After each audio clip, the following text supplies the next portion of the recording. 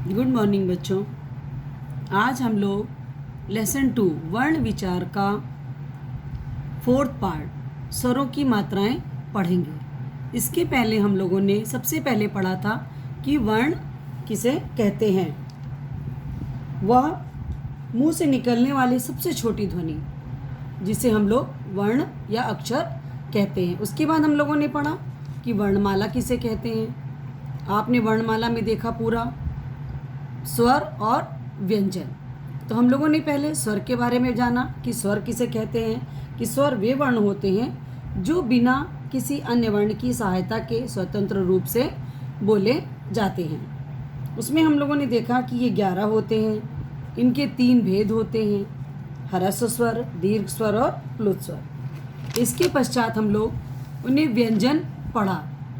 व्यंजन में हम लोगों ने देखा कि व्यंजन वो वर्ण होते हैं जो स्वरों की सहायता से बोले जाते हैं। इनके लिए हमें स्वरों की सहायता लेनी पड़ती है। इन्हें बोलने के लिए प्रत्येक व्यंजन में आ स्वर मिला रहता है। स्वर यदि व्यंजन से पहले जुड़ते हैं तो वे अपने मूल रूप में लिखे जाते हैं बच्चों, परंतु स्वर जब व्यंजन के बाद आते हैं तो अपने मूल रूप में न जुड़कर कुछ उनके लिए निश्चित चिन्हों के रूप में जुड़ते हैं। निश्चित चिन्ह क्या होते हैं बच्चों? उन्हीं को मात्राएं कहते हैं जो कि स्वरों की होती हैं और व्यंजनों के साथ प्रयोग करके इन्हें पूर्ण रूप से इनका रूप बनाया जाता है। इन चिन्हों को ही स्वरों की मात्राएं कहते हैं। आ बेटा, छोटा आ जो होता है इसको छोड़कर बाकी सारे स्वर जो होते हैं उनकी मात्राएं होती हैं। अब हम लोग ये देखेंगे बच्चों की स्वरों का मूल मात्रा रूप में प्रयोग। कि स्वर पहले हम लोगों ने देख लेंगे कि स्वर कौन से हैं और स्वर का मूल रूप में क्या प्रयोग होता है, उसकी कौन सी मात्रा होती है। फिर व्यंजन के साथ मात्रा का प्रयोग करके हम लोग इसमें प्रयोग करेंगे। देखिए, सबसे पहले हम लोगों ने एक चार्ट बना रखा है। सबसे पहले है छोटा आ। छोटा आ, इसका मूल रूप है अब, अदरक। मात्रा इसकी कोई नहीं होती बच्चों। का और आ, कल, कमल, इसमें कोई मात्रा का प्रयोग नहीं है। अब आइए बड़ा आ। बड़ा आ से क्या होता है बच्चों? आम, आज। ये सब चीज़ें आप लोगों ने बहुत स्टार्टिंग की कक्षा 1 से ही पढ़ी हैं। अब देखिए आ की मात्रा, फिर चा प्लस आ। चा में आ की मात्रा लग गई तो क्या पढ़ेंगे? चा। तो चार, चाक। ये हो गए इनके मात्राओं का शब्द में प्रयोग। छोटी ई, इमली, इस। छोटी ई की मात्रा। फिर गा, गा में छोटी ई लगा दिया तो क्या हो गया? गी। तो शब्द बना गिन, गिलास। बड़ी ई, बड़ी ई से क्या होता बच्चों? ईख। बड़ी ई की मात्रा। फिर ना, ना में बड़ी ई की मात्रा हम लोगों ने लगा दी तो क्या हो गया? नी। तो शब्द बना लिया हम लोगों ने नीर, नीला। अब देखिए छोटा ऊ। छोटा ऊ से क्या होता है? उल्लू। छोटा ऊ की मात्रा है ये। फिर खा में छोटे ऊ की मात्रा हम लोगों ने लगाई तो क्या हुआ? खू। शब्द बना खुश, खुला। बड़ा ऊ, बड़ा ऊ से ऊन। बड़े ऊ की मात्रा है ये बच्चों। फिर फा में हम लोगों ने बड़े ऊ की मात्रा लगाई तो क्या बना? फू, फूल, फूटना। उसके बाद आइए री। री से ऋषि और री से ऋण। री की ये मात्रा है बच्चों। इसमें पा में जब हमने नीचे री लगाया तो कौन से शब्द बने? पृष्ठ, पृथ्वी।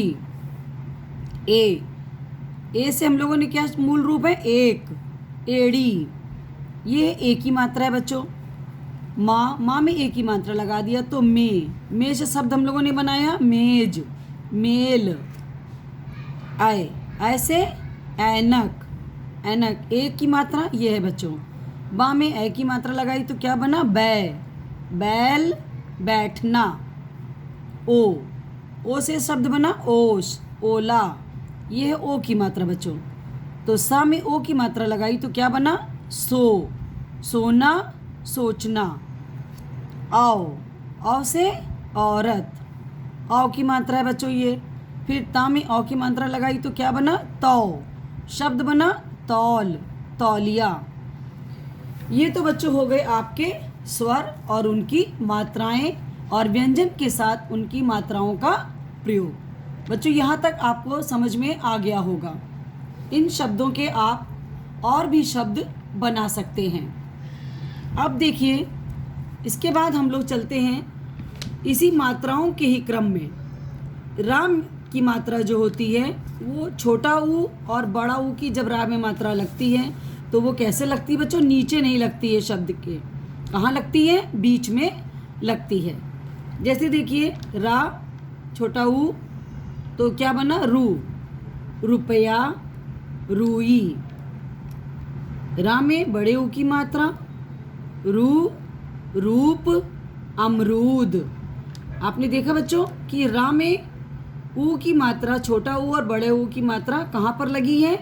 इसी तरह से जब हम उसका शब्द बनाते हैं तो उस मात्रा का भी प्रयोग वहाँ पर करते हैं। अब देखिए बच्चों, रा के रूप होते हैं कि रा की मात्रा हम लोग किस किस तरह से, कहाँ कहाँ, कैसे प्रयोग में करते हैं। इसके लिए हम लोगों ने बेटा देखा, रा के हैं कई रूप निराले।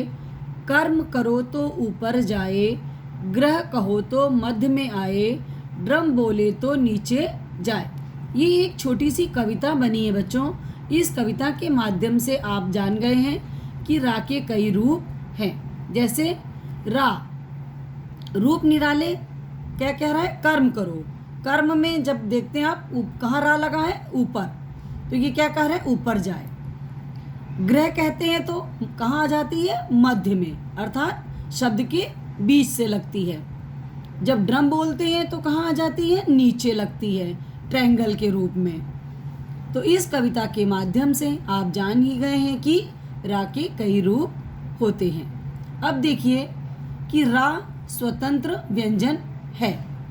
इसमें अन्य वर्णों और मात्राओं के प्रयोग से अनेक शब्द बनते हैं। जैसे रात, पर, गरम, रूप, रिक्शा, रील, रोम आदि।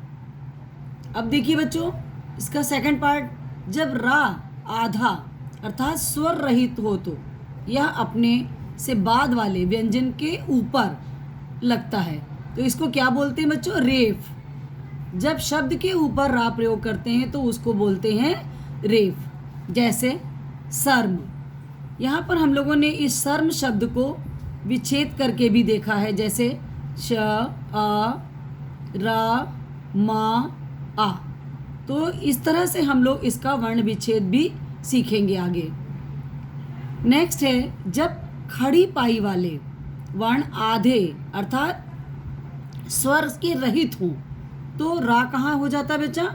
उनके पैर में, अर्थात उसको बोलते हैं पदेन रूप। ऊपर जो लगता है तो आपको समझ में आ गया बच्चों, उसको रेप बोलते हैं। और जो उनके पैरों में लगते हैं उनको बच्चा पदेन रूप बोलते हैं। उसका ये चिन्ह है, इस तरह से में जुड़ता है। जैसे क्रम, तो का, रा, आ, मा, आ, इसको हम लोगों ने विच्छेद करके भी देखा।